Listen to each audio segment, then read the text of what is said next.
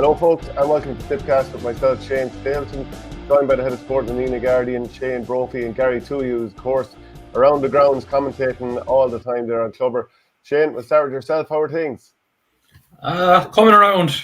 Yeah, there we go there straight away. I mean, tough day at the office for Laura against Nina.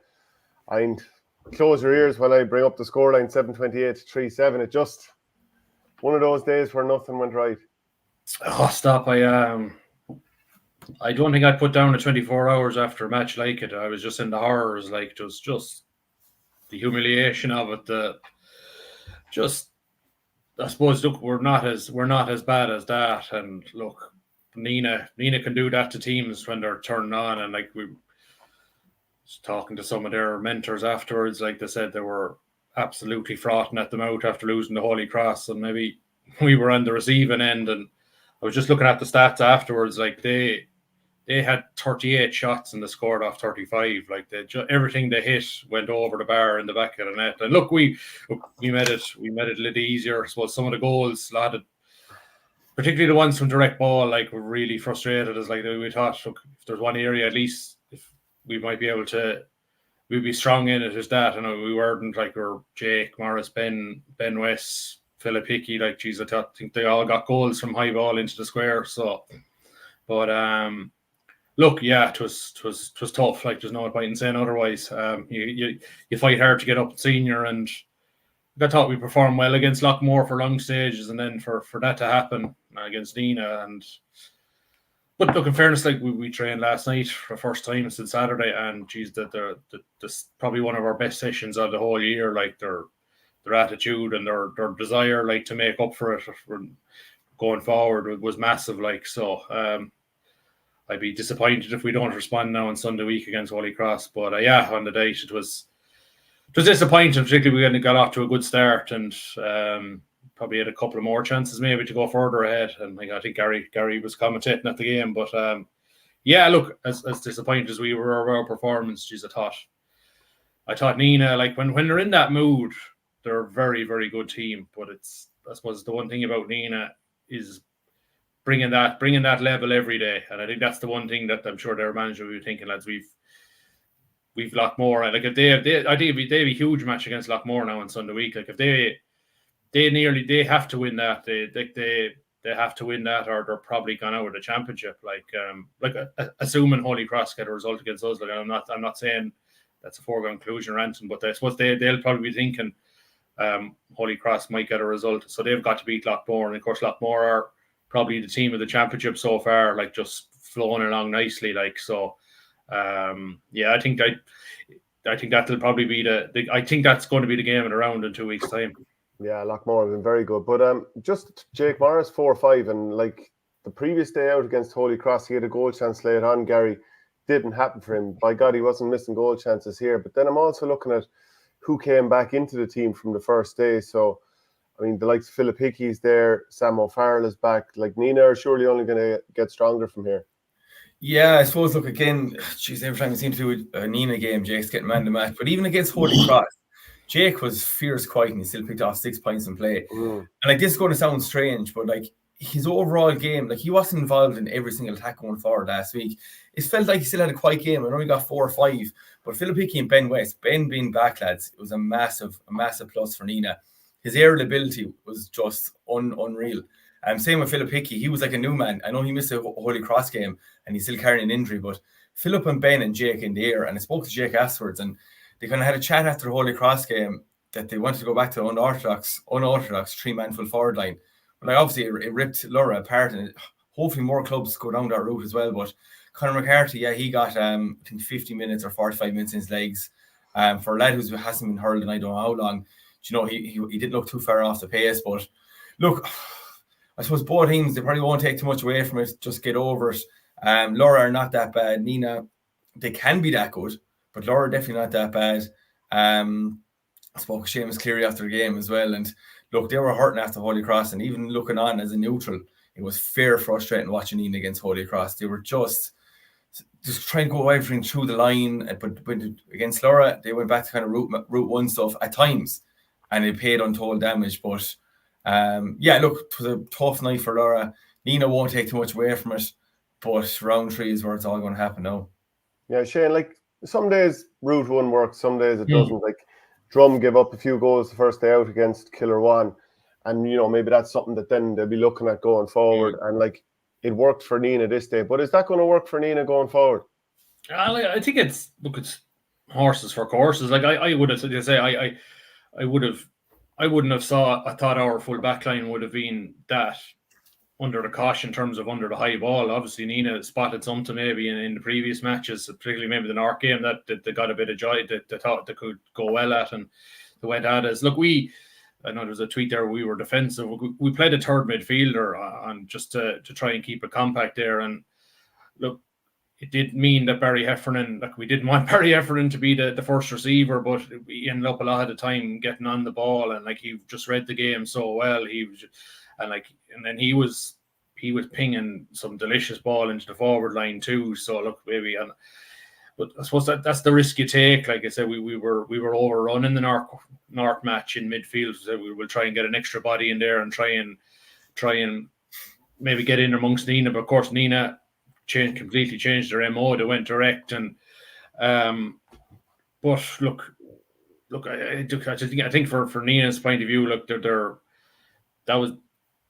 I think it's all about the next day now for Nina against it's a lot more. I just thought I think they'll use last Saturday as what they need to do every day. Even when I think it was 10 minutes to go, I think Jake might have got their 7th goal, and Tommy Heffer, I think, I don't know, just after Ben West got, and he was getting a bit of treatment after his goal, and Tommy Heffernan and the boys were absolutely revving everybody up as if the match was only a couple of pints game. Like they were really hurting after Holy Cross, and I think it's. And of course, now we look at straight knockout round for Nina. Like if they don't win the next day, they're probably they could be eliminated. So, and you think Lockmore are not quite qualified, but I think Lockmore will want to finish the top of the group because you don't want to be potentially a team that's maybe drawn into a preliminary quarter final. But the fact that Kildangan are not quite certain yet. So Lockmore. Yeah, so like it's just say if Kildangan finish in 3rd and there's one preliminary quarter final, you don't want the extra game, especially Lockmore with their dual situation. Like they don't want the extra game. Like so I think Lockmore will be going all out to win it as well. So and just maybe moving on to that game, which is I thought Lockmore were very, very impressive. And I thought it was a poor game against Holy Cross, a very disappointing game. But it was like a case of old bull, young bull, and young old bull said, hey, hold up, you little upstarts in Holy Cross. You had a great win against Nina, but this is a lot more. And look, I thought 21-14, very comfortable, and I think they had 17 wides as well. Like I just thought it was a real lot more performance. I suppose they quelled that bit. I suppose Lockmore, Holy Cross were probably coming in with a bit of a high after the Nina win, but they maybe better the first 15 minutes. They were very. I thought Lockmore were very comfortable. Yeah, finished 21 points to 14, and I was going through all the scorers for Lockmore, and only one player scored more than 1 point from play, and that was John Ryan, who's in the half back line. And I just kind of felt like it was Boer restrictor stuff from Lockmore. They just put the squeeze on Gary, and they just never allowed Holy Cross Ballycahill to hurt. Yeah, do you know what? It's cliche, but it was like men against boys because it's such a young Holy Cross team. Lockmore can play really nice fancy hurling and open you up and score 4 or 5 goals, but when games are tight like that, there's only one team I'll be backing every day of the week. And obviously Eamon has gone in there as well, and there's probably a bit of freshness about Lockmore this year as well, with Eamon going in there and 1 or 2 other lads gone in with him. So it was, as I watched the game back yesterday, as boring as the game actually was, and it's no disrespect, it was a really comfortable, boring win for Lockmore. And again, they ground out that result comfortably. I know against Clare they probably weren't, I suppose, what they win by 10 or 11 in the end, but again, they still scored 4-21 that day. I don't know, it's probably disappointing from a Holy Cross point of view more so than anything else. After beating Nina on a bit of a high, you don't want to drive it on to the next round and try and get results, but Lockmore are my favourites at the moment. They've just been super impressive, even in the mid. Sure, every game they played in the mid, they came from behind, and then they won nearly comfortably enough in the end as well. So I don't know, they're they're just doing enough, and there's so much quality there as well. You can, like what you do with Noel, Aidan McGran goals is having an unbelievable start to the year. As you say, they had 7 or 8 different scores again. The Rangers scoring, Kieran Connolly's having a super start to the year then as well. I don't know, you can nearly spend the rest of the show talking about them and how good they've been this year, but Holy Cross. Without Liam Tracy too at the weekend, like Kieran McGrath off the bench, like again, very contributing. Like just they probably only have 16 or 18 players, but I suppose if they keep those 16 or 18 fit, they'll be very hard to beat. It's just they don't want to be picking up injuries. Actually, Kieran Connolly got a few points. He got 3 according to the match report in The Guardian as well. Sorry, I meant to say other than him, of course. David Hogan says Lockmore were conceding way too many goals last year. They seem to have fixed that. Just in terms of the Holy Cross side of things, Robbie Ryan scored 4 points from play. Not too many other lads made a huge impact in terms of scoring. And I just wondered the balance of their team, Shane. Shane, do you like the balance of their team? And like, I was just wondering midway through the game, when it wasn't fully happening for Cathal Barrett, might they have said, okay, just go over to Noel McGrath, just see if you can close him out of the game. But I suppose easy say it when you're watching. Yeah, I do. It didn't look to me that Cathal Barrett was fully fit even to go. And so I think he was carrying some bit of a leg injury, and I think that's why he spent a lot of the game at full forwards. They just wanted, I suppose, to keep his presence in there. Maybe if they could have nicked a goal or something, and maybe gotten a bit of a boost. But I think Holy Cross maybe no more than Mike Carkey maybe with the first day out. They got great wins, and maybe I wouldn't say maybe they could have lost a bit of focus maybe, and I wouldn't say the finish article, but maybe they probably said that they lost a bit of an edge, and maybe it's a small bit of a grounding for them going forward that, okay, we still have a bit of a way to go. And look, I think Lockmore, as Gary says, and Killadangan, they're the benchmark still. Like, if you come out the right side, or if you're able to compete with those two, I think you can really count yourself as a championship contender. And look, like, I know Holy Cross are going to have, I think they're going to have a lot of big days ahead of them. Like, so, look, over the coming years, like, so. And look, it's still there for Holy Cross. If they win their last game, there's a fair chance they might get through to another quarter final. I suppose that was their target all year, get back to a quarter final where they were last year, and maybe try and go a step further. Yeah. Okay. Well, we'll move on to one of the other groups then. Kilruane McDonough's beat Borrisoleigh, very much a come from behind win there. It was 118 to 117 for a finish, and it was frustrating to watch, Gary, in the sense, from a Borrisoleigh point of view, in the sense that ahead for pretty much the whole game, and then pipped at the end. To be fair to Kilruane, like they made a great burst towards the end, hit 4 in a row to go ahead, and then it was to and fro, and then Willie Cleary would have late winning free. Yeah, I suppose like going into the game without JD, Shane, I wasn't giving Burst much hope. Obviously, after Kilruane's impressive win over Drum, but I think it has to be said for Kilruane. I think Thomas Cleary coming back has just completely changed their point of direction going into the full forward line. Like, Thomas is a big man, really good in the air. That's 2 good games he's had in a row now as well. So, like, I don't know, Kilruane, like when you saw him against Tipperary in our championship, you were saying this is going to be another short year for them. They're going to go into relegation. That's going to be it. But like, fair play to Sauce and all the lads. Like, they've bounced back massively. Borrisoleigh point of view, after the win against Toome, you'd have to be backing yourself internally to at least get a result. But obviously, the controversial decision at the end, just I watched it back a couple of times. That, geez, it must be fair frustrating from a Borrisoleigh point of view. Like, it probably should have been a free in if we're calling a spade here. But Kilruane, performance-wise, they got away with. You have to say Borrisoleigh were the better team, lads.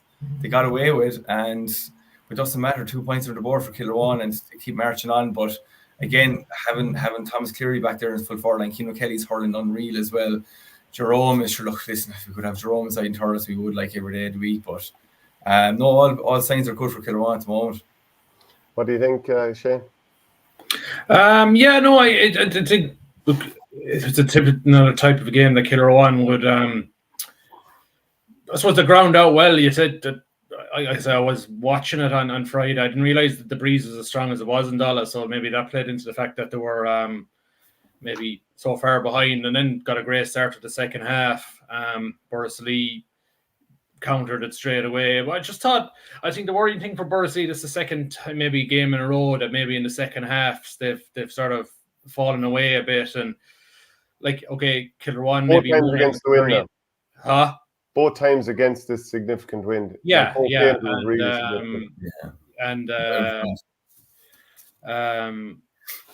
What I was going to say, okay, Willie Cleary got the win and scored the end, but then he also missed a couple of frees. So maybe Kilruane could have won it by maybe 3 or 4. They mightn't have needed the late one, but let me see. Yeah, no, I think, look, I thought it was an interesting game in that it was very, very old school. Like both teams, particularly Kilruane, they followed up the Drummond game, another direct. They're going direct, like down the middle on top of Keane O'Kelly and Thomas Cleary, like, and they've got their work definitely working in terms of what suits them. And what would you say?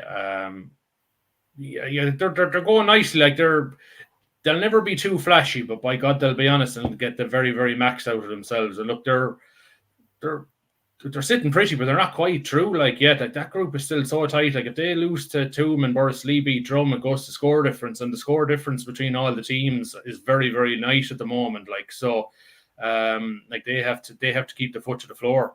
I'm sure everyone will allow me to play devil's advocate for Borris here, and just both days now losing key players in the forward line, like Conor Kenny had to go off the first day, Brendan had to go off the first day, Kevin Maher having to go off early in this game, and to do that, and obviously you do have the win in the first half, so you should be making advantage of it, but it just feels like Borris are put to the pin of their collar and playing against the wind, and hopefully people don't get carried away with what I'm saying there and start thinking I'm making total excuses, but there are factors when you're losing players, and I feel like Borris are a small bit stretched this year, and it's catching up a little bit in these games, but do you see Kilruane making a big burst this year, Gary?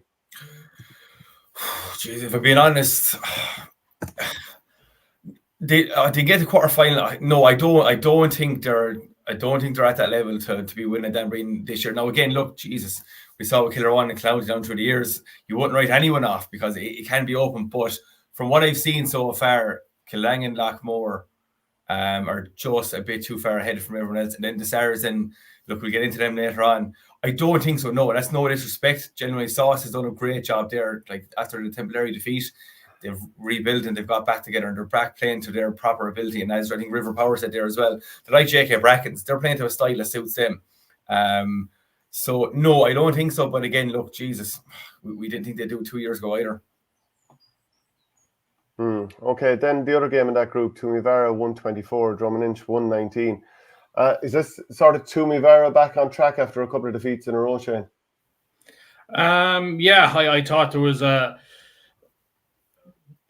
a real knockout feel to what Toome did. Like I think they knew a bit from the night before with Kilruane's win. If they lost to Drum, they were out, and you could really sense the sort of reg to their play. Like, and so they really hit the ground running on Saturday. Really, you could see it was real knockout stuff from Toome, and like that first half performance was really them, and they're at their very, very best. They just blitzed Drum. Like they were just so slick in what they did. Adam Hall's goal, very, very good goal off a slick move. I thought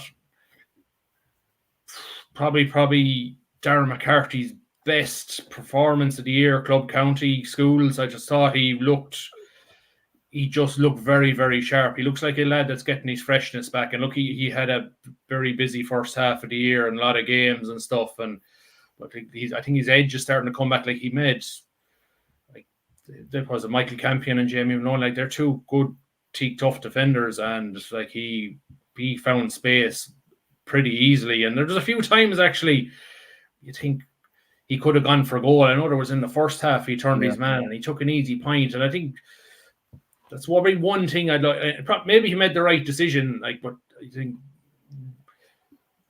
maybe that's the last piece of the jigsaw to come for Dara, is that if you get in that position, you go and get the goal, and like they could have potentially killed it off at half time. But yeah, I suppose the frustrating thing for Drum is like that's 3 defeats in a row between mid and county. Like, and I haven't been hurling that badly, but they haven't fully gelled yet either. Like I still think they have a lot of players, but I just don't know if they have the right, if they found the right blend yet of maybe where certain guys should be playing and stuff like that. They've a lot of very, very good pieces, but they just haven't gelled quite yet. Yeah, River Power makes a similar point. Impressed with Toome. I don't know what Drum are doing with the players. They have two defensive, need to take the shackles off. What do you think, Gary? 100%. It was fair frustrating watching Drum. Like when it wasn't working, they didn't change anything at all. And at times, Shamey was over on the stand side at one stage, just right kind of inside halfway between 45 and 65. He had to turn and shoot. There was no Drum player inside to kind of inside the 50, none whatsoever. They were retreating too deep. Bit like Nina against Holy Cross 2 weeks before that. It was just so frustrating to watch. And anyone from a Drum point of view, you must be pulling their hair out because the players they have on paper, especially with Jake, I'm just looking through my notes here. Jake Ryan was missing for Toome, probably the best cornerback in the club in the last 12 months. He was missing. I thought it was a right chance for Drum to go at Toome and open him up and get the 2 points on the board. But Toome were so dogged. Like the quality was there, that's fair enough, it's always there. But they were so dogged. And Shane made a point about Dara. He looked to be bouncing off his feet again. Didn't look like to be any weight on his shoulders. He was just expressing himself. He was super. But has to say, Conor O'Farrell in the middle of the park, 3 points in play. But his overall game, he was just whatever he had for breakfast that morning. He was up and down the field. I counted 4 hooks and 3 blocks, 3 points in play, and his link-up play was just incredible. Myself and Mark Dunn were giving him man the match until Dara just in the last 5-10 minutes. I think he won 2 or 3 frees and he set up a couple of scores as well. Really impressive Toome performance, and Kevin McCarthy as well. A lot of people are watching in. He was kind of anonymous, but Kevin was carrying a heavy injury going into the game. So like they won that game really without Kevin as well. So no, really impressive Toome performance. And I know you gave me a bit of shtick here last year about putting them up, saying they weren't ready for Dan Breen. I still don't think they're ready just yet, but Jesus, they're just doing everything right. They're just the progress every year, and Ken has a nice crop there for himself, yes. Okay. Well, look, I'd like to say we have Paul Carroll joining us as well. Paul Carroll from Tip FM.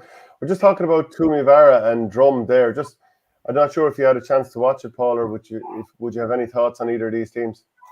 Yeah, I was at that game in Bursley. It was a double header there that was kind of built up to be 2 right good games, and it didn't really turn out that way, unfortunately. But yeah, Drum like incredibly slow out the blocks, didn't get to the pitch of the game whatsoever.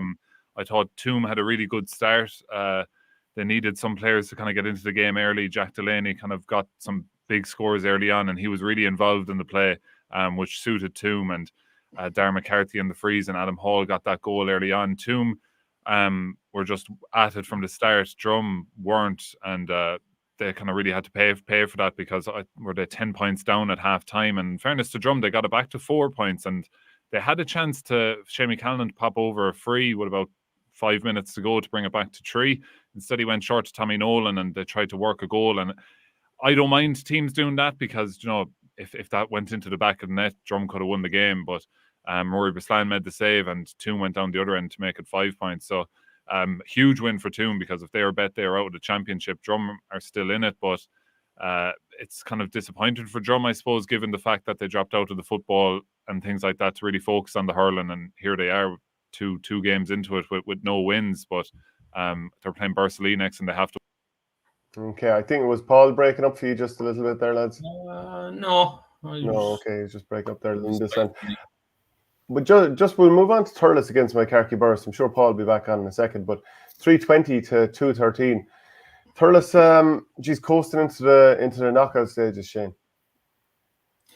Yeah, very more comfortable than I thought. I thought if there was going to be an upset this weekend, it was going to come there. Just I thought Thurles were good against Mullinahone, but not outstanding. And I thought, the blistering start they got, maybe a lot like Lockmore and Holy Cross was like Old Bull, Young Bull, and like Moycarkey coming in off the on the high after beating Roscrea, and like they were after 10 or 15 minutes they were under the cosh, and it's only a couple of maybe late goals that put a bit of gloss on the scoreboard from Moycarkey point of view. But yeah, definitely I'd say from Pádraig Maher and all the players, I'd say they'd be very, very happy with that. Probably their best performance of the year so far. I think Shane has gone there, is he? Yeah, but what did you get to see much of it, Gary? I just watched the highlights back again, but again, it's just Thurles. They're like Blackmore at times. They're slow to get going in the year, but they looked really slick last weekend. As you say, I genuinely thought there could be a shock there. Now, look, I always thought Thurles would win, but I thought my car could give them more of a game. But Thurles, I don't know, they're a hard team to figure out nearly every year. Like on paper, they probably should be winning the Danbreen every year, but no, they were super slick. I think they had 9 or 10 different scores. No, they seem to be hitting the gear just at the right time, and they're up there with Loughmore and Killangan for me anyway. Paul? Yeah, sure. That game was all about the start, like, wasn't it? It was Mike Harkey had that big start against Roscrea, and you're thinking they're kind of have to have a good early start against Thurles, given I think they hadn't beaten them since 2002 or something in the championship. So they obviously have that maybe hoodoo with playing Thurles Sarsfield. So the bad start, what was it, 2-2 to no score after 5 minutes. That was always going to be hard. And the goal just before half-time for Conor Stakelum really kind of finished any sort of contest. But Thurles are motoring well. Like, they weren't too hectic against Mullinahone, but that's a big win for them now, and they're guaranteed to go through. So it's kind of business as usual for Thurles Sarsfields. They would have been, I'd imagine, aiming to peak later on in the championship rather than the start. So it's kind of job done for them so far. And I think is Paddy Creedon in America at the minute. I'm not sure is he back, but like, when he gets back and gets match fit, like, he'll be a big push on for their forward line as well. I think he was tagged out for the second team the other day, wasn't he? Was he? Yeah. So he's back. So once they get him up and running, that's another huge push on. Yeah, like they're like they have. I suppose they have a dead game against Roscrea, but I suppose like I'd say Roscrea will be. They're already probably preparing for the relegation stuff, so that there'll probably be an edge to that too. Like, and like, I suppose that's the only thing for Thurles is that like their Roscrea match, you're effectively 5 weeks till their next game in a quarterfinals. Like, so like it'd be hard probably to get really good challenge matches. So like they've got to make the best of that Roscrea game now in a few weeks' time. But yeah, look, like I think in terms of building, like I think they kicked on another bit from the Mullinahone game. So like, and look, they still have so much class on their team. Like, they're still in the National County final by a point last year, and they're just. I think it'll give them a really good boost in confidence. So it would. Yeah, just Mullinahone then 126, Roscrea 220. So there was only 3 points in it for a finish, but Mullinahone they had a chance, Paul, against Thurles to get a goal late on, which would have brought them right back into the game. Obviously, Thurles saw it out, but like Mullinahone might kick on from here. Yeah, and like they've done what they've done so far without Mikey O'Shea and Conor Whelan, so that's massive for them. And I think they might have them back for the last round against Mike Harkey, so that'll be massive for Mullinahone. This game, they were kind of well in control, and then Roscrea got a goal late on, and then Roscrea actually got another goal late on, but it was a square ball for a finish. But you just have the feeling that Mullinahone, they're such a hard team to beat, and they have scoring power, they have good backs, things like that, but they done enough to beat Roscrea, and I suppose Roscrea had another slow start. It wasn't as bad as the start they had against Mike Harkey, but they'd only a point after the first 10 minutes, and when you're not scoring for large periods of the game, you're giving yourself a tall task to do. But it's great. So I love watching the Mullinahone games back just to see Owen Kelly still in goals, still doing it. Scored the penalty. And his puck outs are just so pinpoint. Like, he's such a natural in there. But massive win for them, and they'll really fancy it now against Mike Harkey, I'd imagine, especially if they have the 2 lads back for that last round. Yeah, Gary. Yeah, no, like, geez, when you see the 2 boys were missing for the first 2 games, you'd fear from against Thurles. They gave him a right rattle, and to be beating Roscrea, who'll be very sore after the Mike Harkey game. If the 2 boys are back, I can't see nothing but a Mullinahone win. And just back to Paul and his point there. Yeah, it's great. Like, Owen Kelly in goals, and his puck outs obviously, but he's orchestrating everything from the back as well. And like, I think we said it a couple of times last year as well, when tight decisions are in there, he's in the referee's face, respectfully in a way, but he is like, it's a presence back there, and like, he adds a couple of extra points to every game. So Mullinahone, for me, if the 2 boys are back, they beat Mike Harkey, they're on the 4 points, and they'll be in second and go through. Roscrea, very disappointing year. I thought they had a fine year last year, 2023. Had a right day in the stadium, the quarter final against Lockmore. Could have bet him, but the legs just got him that day.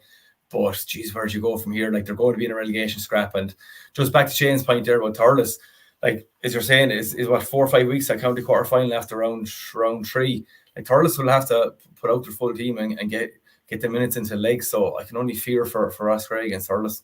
Okay, moving on to the next group then. Kildangan 431, 217 for Templederry, Shane. That was fairly comprehensive. Yeah, I think that was the score at half time, which was 221-7 at half time. And I know there was a bit of a breeze on Sunday, but yeah, that was devastating. Like, they were just they're purring along lovely, Kildangan at the moment, still without Sean Hayes, but just the whole team, like, they're just in sync at the moment. And like, one player that's really I've been really impressed by is Conor Byrne this year. He's just added a lovely little element to our forwards. And I think even in some ways Kildangan are probably a little surprised by how he was kicked on, but his application and his mentality is so good, like that I'd say he play in goals and he do a strong job for him, but like, he chips in with good scores. He able to take sideline cuts. His work rate is excellent. And then you still have the class of Paul Flynn and like Billy Seymour is playing. Like, this is his second consecutive class championship, and like, I think he's a player I'd love to see with Tip maybe next year in the National League. More or less told Billy, bar you're injured, you're starting all 6 league games, because like, he has physicality. He's able to score. He just loves hurling, like, and the goal he got was scandalous. Yeah. Oh, gee. Yeah, he's he's that sort of persona. You say that's a guy that would, if he gets in the confidence with intercounty and gets a bit, what would you say, just gets up to speed and has a bit of gets into the flow of it, I think he'll be a very, very effective forward.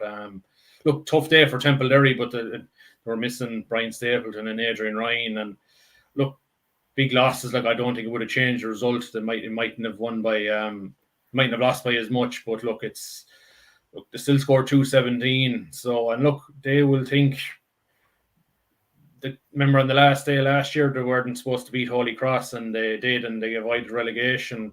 They'll be looking at Clonotty and thinking, God, why can't we beat them and do the same? Like, so. 420 Kildangan put up the last day, came from behind to draw against Clonotty, Paul. 431 here. And, you just look at some of the scores, and, Billy Seymour's been mentioned already, 1-7 from play, 2-4 for Paul Flynn, Conor Byrne 1-3. And then you've Alan Flynn scoring 4 from deeper down the pitch. So, like, where do you press them? Where do you try and get and if you just throw a sweeper there, you're going to be lambs to the slaughter. Yeah, at this stage, they're such a well-oiled machine. Like, they've been playing the same kind of group of players now for the last 5-6 years, and they're just so comfortable playing their system. And I'd agree with talking about Conor Byrne there. He's really kicked on this year to another level, and that's a huge thing for them, because with Dan O'Mara being away and things like that, it's massive. It's, they're as it's been the last 5 years, it's going to be hard to beat Kildangan, and if you do beat them, you have a good chance to go on and win the county championship, or you'll have to beat them to win the county championship, I'd say. I still think that game against Clonotty, the way that finished, will just be key for their year. I think if they had lost that game, it's on the back foot straight away. But the momentum they would have got from finishing strong against Clonotty, putting Templederry away. They have JK Brackens next, and that would be a really interesting game to see how it goes, because I think the way the group is, it's pretty much set that it's going to be Brackens and Kildangan going through. I think Clonotty can still get to 3 points if they beat Templederry on the last day, and they'd have to hope Brackens beat Kildangan, and then it'll be a score difference thing. But it's going to be interesting to see how that game with Brackens plays out with Kildangan, and it'll be interesting to see where Brackens are, considering their good form to go up against the county champions. So looking forward to that final game, but it's hard to tell how the teams will kind of go at it, considering that it's likely the two of them are still going to go through anyway. And Gary, we'll get your thoughts on that game, but just to also feed into Brackens 226, Clonotty 414, and just that for Clonotty, given how well they were going against Kildangan, to then have that late fade out and now this performance, it's kind of turned their season on its head very, very quickly. Yeah, so doing the game live at the time, it seemed like a really disappointing Cloudy performance. But I watched it back the other night, and they just weren't let hurl. The Bracken style of hurling, like it's so intense. Like it's basically like your football running game, but it's for 60 minutes. It's absolutely ruthless. And you see Keegan and the boys in the line, and the energy they're portraying to the players as well.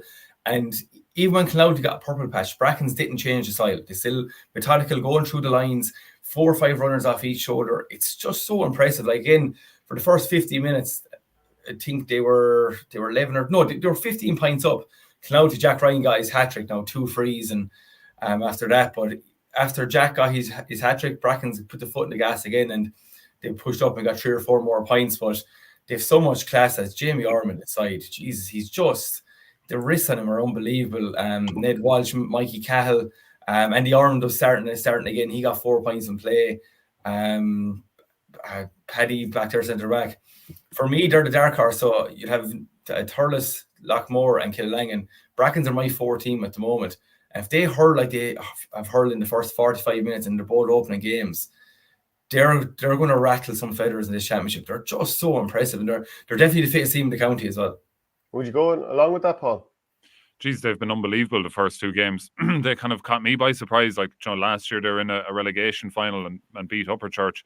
Now they're absolutely flying it. Like the style of play, as Gary was saying there, like they're so comfortable playing the ball around the back. Like other teams, especially when the kind of squeeze came on them there, like they were 15 points up, and suddenly after about 3 minutes, it was down to 6, and they could have really faltered. But they stayed playing the way they were playing, and Shane Doyle got a big sideline that kind of put them back up by 7, and they saw it out from there. But yeah, they've been really, really impressive. And as I was saying, can't wait to see how they get on against Kildangan, because that style of play, you would imagine against a better team, or a team like Kildangan, that they could get caught out once or twice playing the ball around. And how will that go when they play against a team like Kildangan? So that'll be interesting to see when they play in 2 weeks' time. But no, they've been unbelievable, and so many good young lads coming through, like Jamie Ormond there. That was my first time proper seeing him really live in the flesh like that at the adult grade, and like he was flicking the ball over lads' heads. He was so comfortable. He was scoring crazy points. And Michael Cahill, another young player in there, was very good as well for Brackens. And Paddy Cadell is just looking so strong at the back. He's so strong in around, like if a ball is rolling into him or something like that, at coming out of a ruck with the ball, he's got so much upper body strength to bust through tackles and things like that. And Conor Cadell is so comfortable back there as well. They'll be disappointed with conceding the goals. Obviously, they all came in the last quarter. 2 of them were 21-yard frees. One of them was kind of a mad sideline across the edge of the square that was kind of tapped in at the back post. But no, Brackens are looking really well. But I suppose that the true test for them now will be against Kildangan to see how close they are to the top. Shane, and River Power here is saying Brackens have some amount of good young players. Just in terms of the teams that have good young talent, Holy Cross come to mind straight away. Brackens, would these be like the leading lights in terms of young players at the minute? I would, yeah. I suppose going on the last... Nina maybe as well? Well, I suppose in terms of county underage, I would say Holy Cross and Brackens probably the last few years. Maybe Mike Kerky maybe a few years before that. But no, I don't. I think... Sam O'Farrell, Mason. Oh, yeah.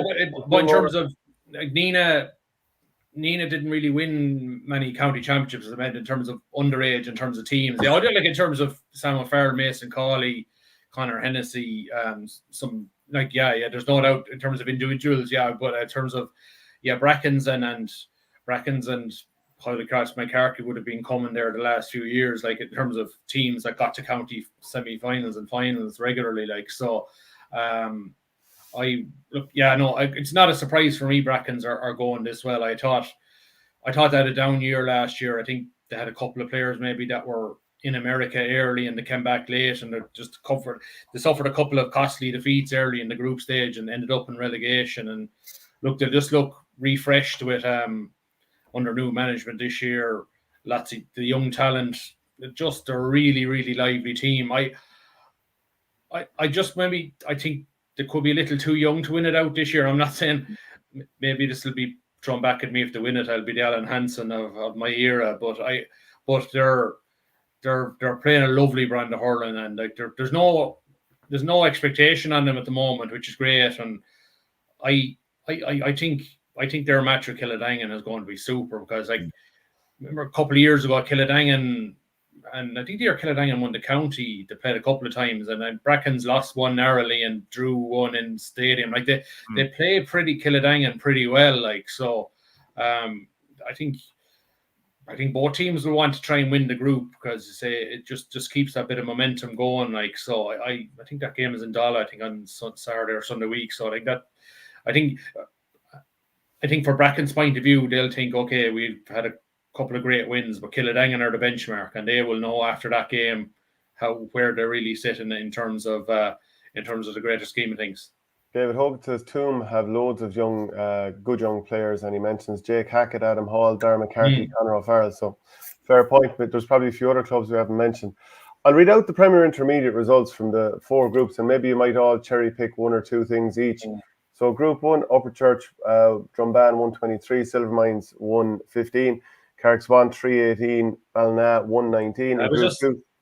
Go on there, yeah. I'll just read them all out first. Yeah. Group 2, Aero, Gannacarty 218, Gartnahoe Glengool 217, Cashel Cormac's 319, Moyne Temple 219. And in Group 3, Thurles Sarsfield second team 24, Borland Douala 18, Clonakilty had a 10-point win over Newport 125 to 115, and Group 4, I should say, Killinall 324, Tracy's 118, and St Mary's 118, beating Burgess 212. So Shane, maybe we just start off with yourself. Yeah, a couple of them. I think St Mary's win over Burgess for me. Like I worried for Mary's with the couple of lads that got Seamus Kennedy and James Morris that got injured. Like they're 2 wins from 2. They're in a good spot to qualify, not quite yet, but like they're not going to be in relegation anyway, which is I suppose maybe I think a lot of people are maybe feared for them. When there's not to say they didn't have the talent, it was just they lost an awful lot of quality and leadership. Like the Swans have backed up another win. Ballina were short that on Saturday. Owen Power was missing, Stephen O'Brien, Charlie King. So that sets up a big game at Upperchurch. I was at their game against the Mines, won by 8, but I didn't think they were overly impressive. I think there's still more to come from them. I think one of the individual performances of the weekend was Keane O'Dwyer for Clonakilty on Sunday night. I was at that game, 116, 1-7 from play against Newport. He was just pouring. Like everything he hit maybe went over, and I think one of his best things was a lovely sort of reverse flick, I think, for Nicky Ryan or Con Russell for a point. He was just having a night of nights, and I think they were the 3 St Mary's, Clonakilty, and the Swan. I suppose I thought the 3 stories for me over the weekend. I think Gannacarty beating Gartnahoe. Like Gartnahoe last year, I suppose they were thereabouts. Had a decent, I suppose, county league and everything as well. Gannacarty last year were struggling. They were nearly in talks of relegation last year, or fighting even to get through to the knockout stages. 2 nice wins. I know it was only a point against Gartnahoe, but they're motoring along nicely. And obviously Derek Kennedy, Jesus, he's some talent. I'm sure Brendan will have him in next year. But Gannacarty for me have been the surprise package of the county championship. Just touching on Church, Shane, watched the game back in full as well, and again, for a team carrying such a big weight in their shoulders, short price favourites for a county championship, they don't seem to be kicking into that gear where they were in the county league at the start of the year. I wonder, did they put too much into the county league and they made championship at the start of the year, because they just haven't seemed to kick on in the first 2 games. Because look, again, it's a very young Mines team, take that for granted, but they weren't overly impressive on Saturday. No, and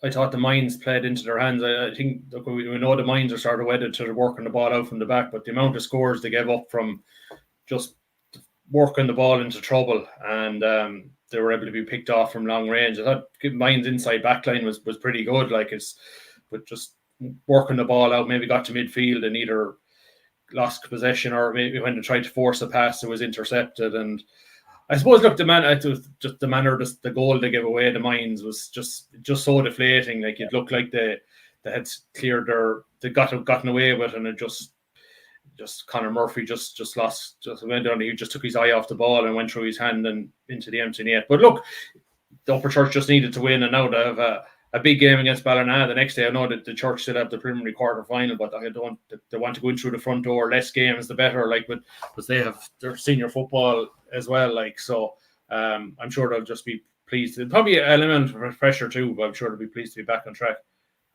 Yeah, there's a few teams kind of back on track nearly after in the Premier Intermediate, like Kilnall had a big win against Tracy's. They're actually down by a point at halftime, but won it well for a finish.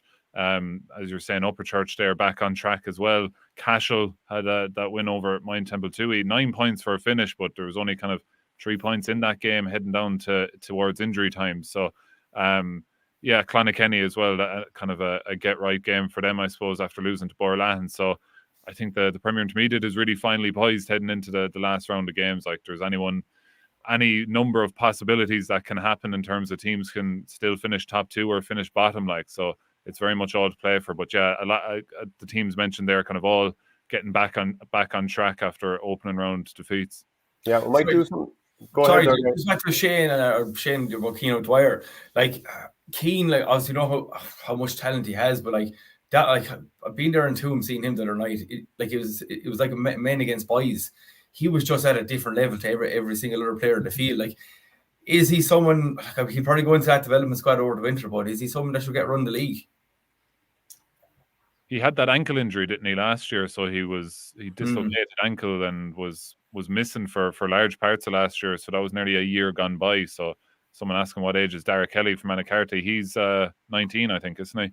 He's 19, yeah. He's under 20 again next year.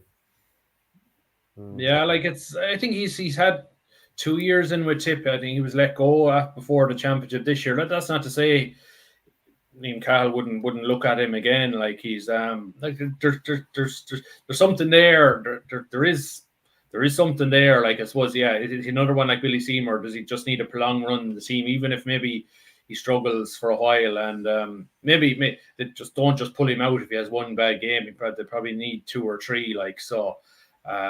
Yeah, he was very good. And like, you can definitely see anybody that gets a prolonged run, even in with Tip, the benefits they have coming back to their club, like in terms of S&C and stuff. Like, you can just see that the gap straight away. Like, he was so far ahead of everyone else on the field on Sunday night in that game. Yeah, and imagine, like, in a county training, you very quickly learn, I don't have a second to dilly-dally on this ball, or have to go at 100 miles an hour, and the sharpness goes through the roof. Yeah. Might just do the same thing now with the intermediate, just go through the results and then throw it out to you there, and maybe start with you, Gary, this time. Ballybacon Grange 212, Kappa White 15, Golden Kilfeacle 19, Clonalty 16. That was Group 1. Group 2 was Ballingarry 217, so 23 points against Kilsheal and Kilcash 410, 22 points. Ballingarry winning. Borrisacane 126, Gahina Rinky 411. Group 3 saw Portrue 128, Arravale 119, Shannon Rovers 217, Drummond 19, and then the fourth group, Moneygall 422, Knockavilla 122, and 121, I should say. Carrickdavins 310, Upper Church 39. So, Gary, what do you think? Yeah, I suppose it's Ballingarry and Moneygall for me are the two teams that are kind of pushing away from everyone else. Unlike the Premier Intermediate, you probably 7 or 8 teams could win that. The senior would probably have 4 or 5. Intermediate for me, at the moment, there's only 2. Kilsheelan needed to win that game and bounce back after. I know they beat Skirhin or Inky, but they were very poor. And obviously, Mark Hill getting a straight red card, massive loss. Ballingarry a 2-game ban now because they got sent off in the semi-final last year. I think it's 2 red cards in 48 weeks. Exactly. So I assume if that rule hasn't changed, like that's him missing 2 games if they do get to the knockout stage. But Ballingarry are just toasting nicely there. Moneygall again Friday night. They flattered to deceive. It was comfortable enough in the end, but they flattered to deceive. Shawnee picked off, I think, 1-5 or 2-5 from play again. Joe Fogarty was back after missing the first day. Performance-wise, it wasn't great, but they still got the win. They're still missing a few bodies. They have a lot of injuries, but they're still toasting along nicely. But I think the performance of the weekend for me was the Rovers. We were inside Nina waiting to get ready for the Killangan and Tipperary game. And we're actually listening to Paul and Tip FM for the junior as well. But Rovers are really impressive. Like, considering the beating they took off Moneygall in the North Championship, that's 2 from 2. They're basically through to county quarter final. Drum had to win that game as well. Their second team, no football this year. well done to the Rovers. For me, that was the performance of the weekend, the intermediate. And just inside, Eamon Hawke and Colin Moran were absolutely exceptional. Eamon Hawke inside in the second half nearly won the game on his own. He was absolutely exceptional. So, no, delighted for the Rovers. But for me, no Moneygall and Ballingarry are the two to take down. Yeah, Paul. Yeah, Rovers nearly, I think they rope-a-doped everyone with that game against Moneygall. Like, you kind of thought they were summoned to relegation when they got that beaten. But 2 wins from 2 is unreal for them, considering the way the county championship has gone from in the last couple of years. Ballybacon as well had a massive win in the championship. Was it against Kappa White, I think it was. So that's a big defeat for Kappa White. You know, they were West Intermediate champions last year and into the quarterfinals last year, but that's a disappointing one for them, but a massive win for Ballybacon. Moneygall still motoring well. Golden Kilfeacle got another win, albeit only by 3 points against Clouty's second team, but I'd imagine there's probably a bit of a rivalry there between the two clubs, so it was always going to maybe make it difficult playing their second team from Golden's point of view. But yeah, Moneygall is still motoring well. You know, the Fogartys were at it again against Knockavilla. Shawnee Kennelly got a goal as well. You know, it's going kind of the way you'd expect it, but Ballingarry really coming into it nicely with that kind of win over Kilsheelan, and Carrick Davins got a late win, I'd say, against Upperchurch. Like, they were down big at half time against Upperchurch's second team, and got it back and won by a point. So going well in that intermediate, but you'd still be fancying. I'm still yet to see someone better than Moneygall so far. Yeah, Porter, listen to this podcast. You'll be positive for the future of Tipperary senior hurling. Shane, take it away there in terms of the teams in the intermediate. Yeah, no, look, I think Moneygall and Golden for me. Just not sure about Ballingarry, just because they had conceded, I think, 4 goals up to the point Mark Keogh got sent off. So maybe that red card looked like it was important. But look, it was a South Derby, and you still got to dig it out. And look, they're still purring. They're still unbeaten this year. Won the county league. So look, their momentum is good. Like, I think, like Shannon Rovers, I suppose, knowing them well, when they get momentum, they're a very, very hard team to beat. They're so stubborn up there. Sometimes I think they can switch off, but when they're switched on, they're very, very hard to beat. And look, they're through to the knockouts. Like, you think about last year, they got an absolute stinker of a group with Kilsheelan, Borlahan, and Moneygall. 3 teams that got to the county semi-final. Like, so, like, they feel they're overdue. And look, they're true. Big game with Portrude in the last day. Port with a win over Arravale, 129-119. AJ Willis is back, got 5 points in play. Like, that's a huge addition to their forward line. Just takes the pressure off John Sheedy a bit. Sam Madden got 5 in play. Like, I think you can read probably. I'd say it'd be 2 days. It's dangerous to read too much into divisional form, because you just don't know who clubs had at the time, whereas now most clubs, the Lions from America are coming back. Like, so I think Sean Nolan was back for the Mines last weekend, got a couple of points as well. So look, I've seen Moneygall and Golden for me are still the two notable ones. And then just to mention Ballybacon, every year they're seen as the favourites to go down. Every year they pull a result out of the hat to stay up. And now look, they go into the last round against Golden. If they win, they could get to a quarter final. Like, so, and Brendan Cummins still going strong. I believe Brendan wants to. I think Brendan is. Will he be? He's young fella. He's adult next year, isn't he? Yeah, and I think he's eager to stay on until Paul comes of age. I think Paul is eligible to play adult next year. Like, that's going to be some photograph for the family if to see father and son at intermediate level too. That'll be fantastic for them if it happens. Yeah, the All Ireland Junior final, Premier Junior final, in the All Ireland. Tipperary 12 points, Laois 1-8. Paul, what was this like in terms of like keeping your composure during this match? Because Tip were playing catch up for a long time. Yeah, Tip didn't start the game at all. First 25 minutes, they'd only a point, and it was from a free.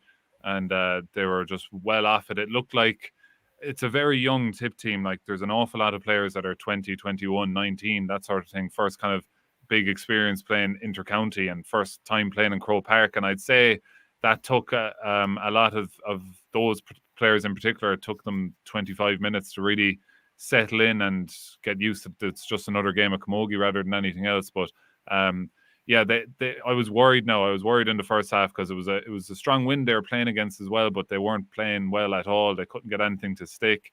Really under pressure, could have given up another goal or two. And but then they had a bit of a purple patch just before half time. Evo Dwyer come on, got a great score. And Jenny Grace was nailing the frees whenever they did win them up in the forwards because they weren't getting the ball up there that much in that first half. But it was 1-5 to 4 points at half time. And I think that purple patch where they got those 3 points just before half time for Tip was massive, because if they were going down the tunnel into the Hogan Stand dressing rooms at half time, only scoring a point, not having played at all, it would have been completely different. But I imagine Bill Mullaney had a different conversation with them at halftime because they had that purple patch. It was like, right, now we're in the game. Now we just have to go out and play. And the second half, they're much better.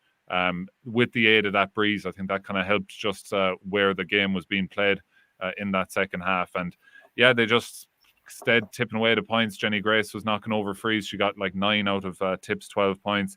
Evo Dwyer, as I mentioned, that sub that come on, she got 1 before halftime and 1 after halftime. They were big scores. But the 2 Fahy twins from Cashel, Anna and Lily, they were both dropped for the final. They're both only 20.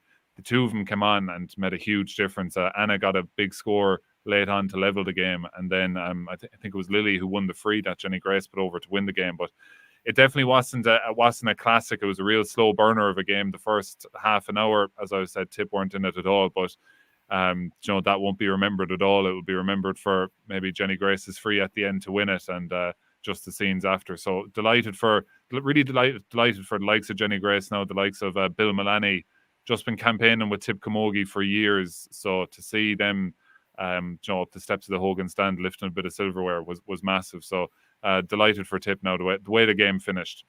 Gary, took fair steel to knock over that winning free.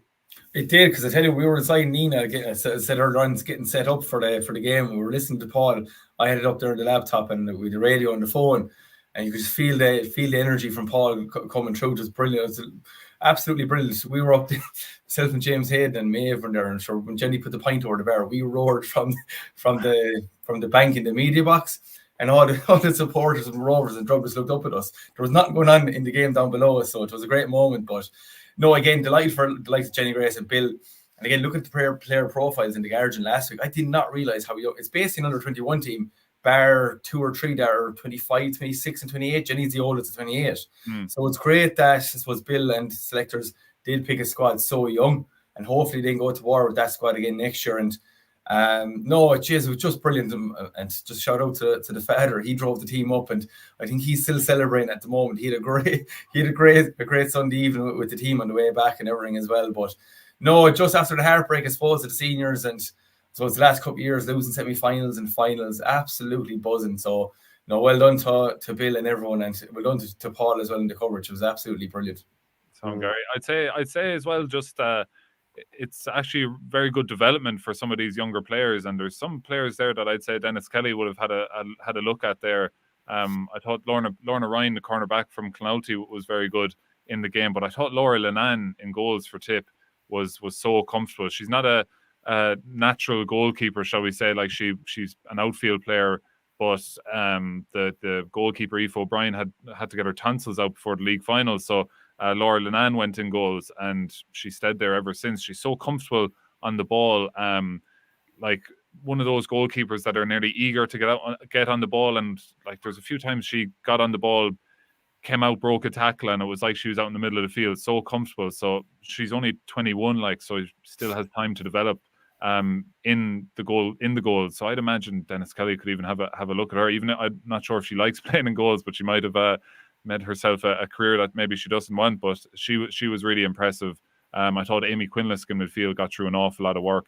And then as Bill Mullaney was mentioning, after the 2 Ciara Ryan from the Mines was just unbelievable at fullback, and Ciara Brennan was really, really good. And it was a real nice story to see Ciara Brennan play so well. She got the red card in the final last year, and she was just all over the field in that game on Sunday. So it was one of them wins where they really had to eke it out, and they done it. So it was great to be up there, and hopefully that's not the first time I'm commentating on Tip winning All Ireland up in Croke Park. Shane? Yeah, no, it was actually just a lovely way to sign off the year. Like, it was a brilliant year for Tip Camogie. I know we were all disappointed with how the semi-final went to the seniors, but like, to be minor and junior champions and National League Division 1 champions and senior, look, tremendous. And you think this junior team lost to Cork in the league final and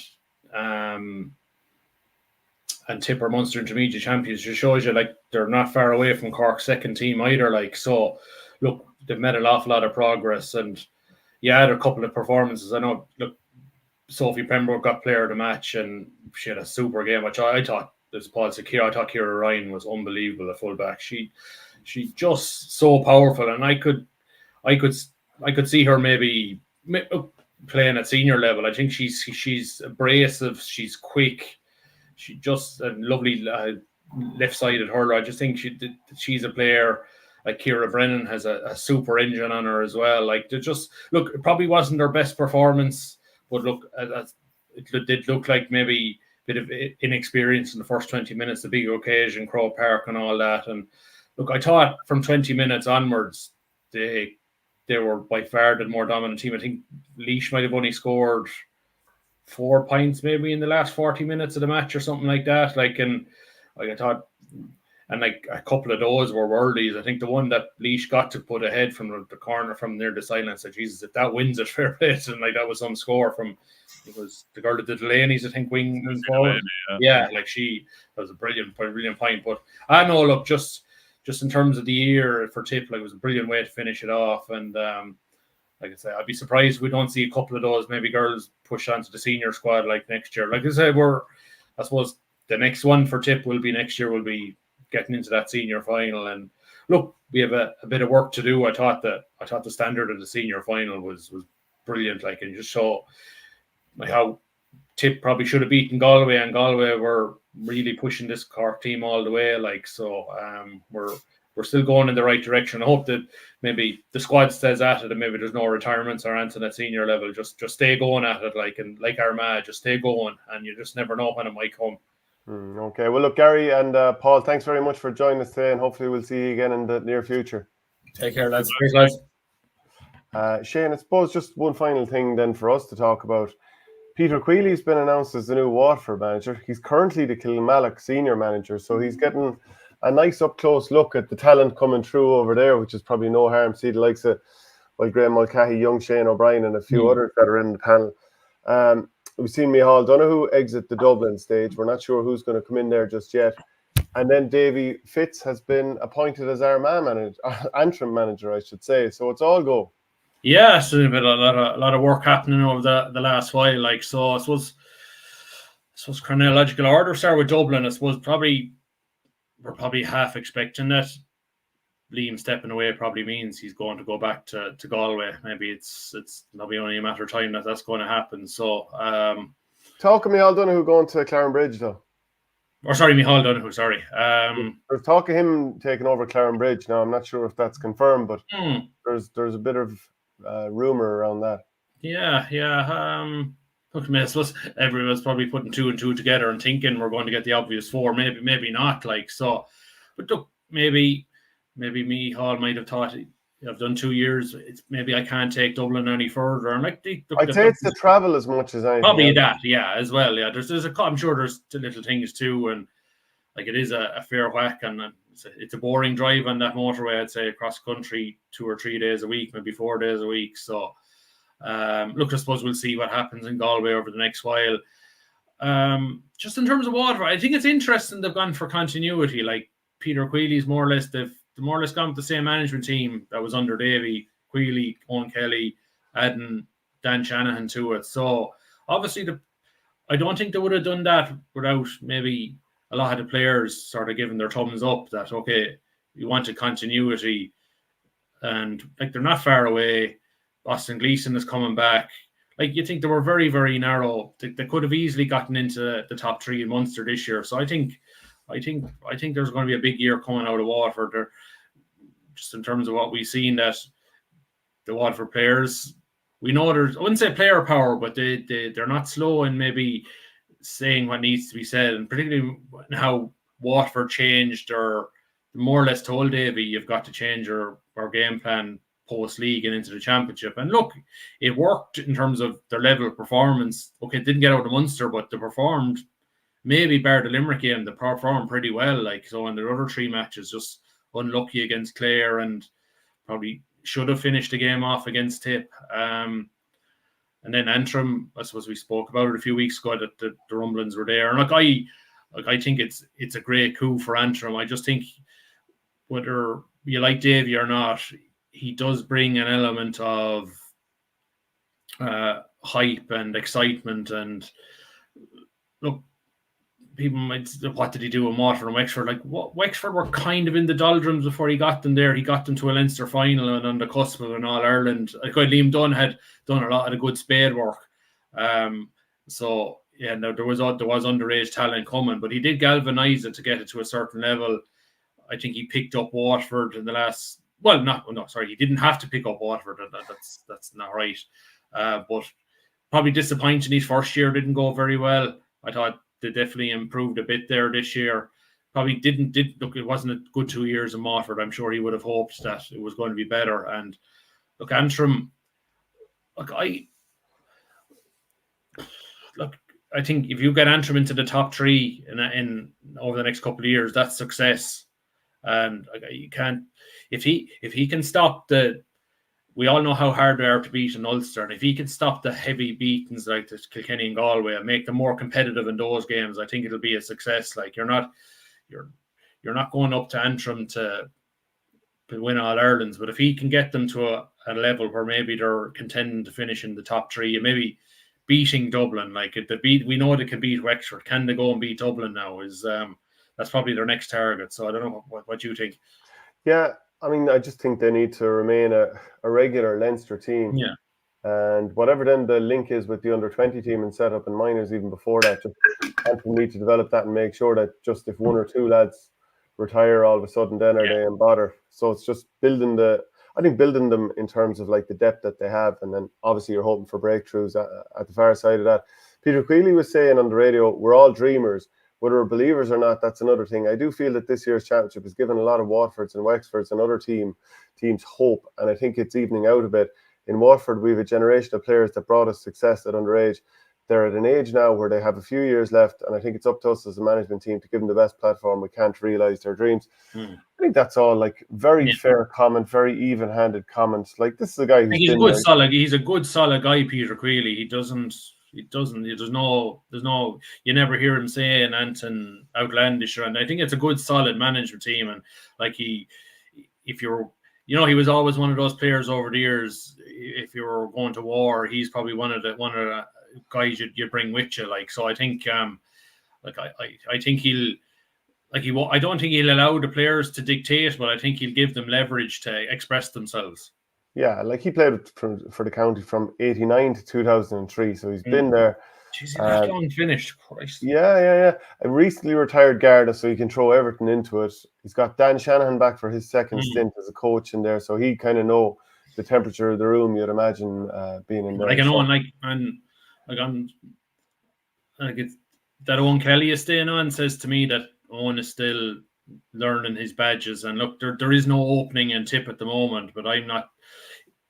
I think whenever another job opens up in Tip with a senior under 21 over the next couple of years, I'd be surprised. I wouldn't be. His name would probably be to the forefront, because you can't not think at some stage he'll want to come home.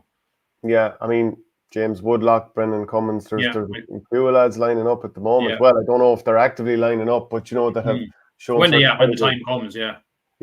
Reminder: the Nina Guardian is out now. There's a huge amount of coverage. Whether you're wanting to talk about Charlene Maudsley, the Premier Junior victory, and all the GAA that's going on at the moment.